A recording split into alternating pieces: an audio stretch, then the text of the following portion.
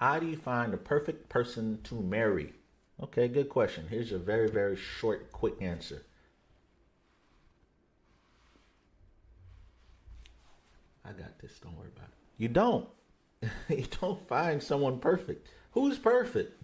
And how would you know that you found the perfect person anyway? And why are we hoping to get something that we can't be to someone else? I know I can't be perfect to anybody.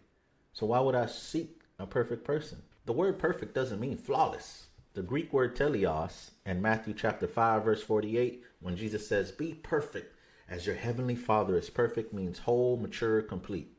It's not about never failing. It's about growing into wholeness. Now, of course, we know Jesus is perfect and we know God the Father and the Holy Trinity is perfect, but in relation to us, we're not perfect, right? That's why we need Jesus.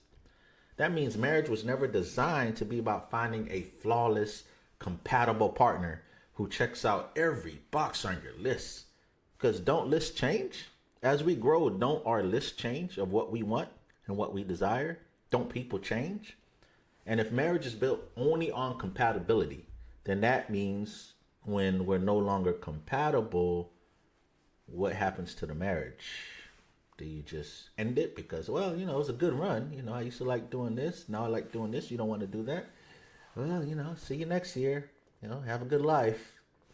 Is that what it's going to be? Look, God's design is better because the other compatibility and vibe and chemistry and all that stuff, that's man's design. That's the lust of the flesh. God desires our spirits to mature and grow and to become whole. His design is better because marriage from his design is about covenant. Two imperfect people committing themselves to God and to each other, walking toward wholeness together. That's why Genesis chapter 2:24 says, "The two shall become" what? "One flesh." Not the two shall find their perfect match, but the two shall grow into oneness.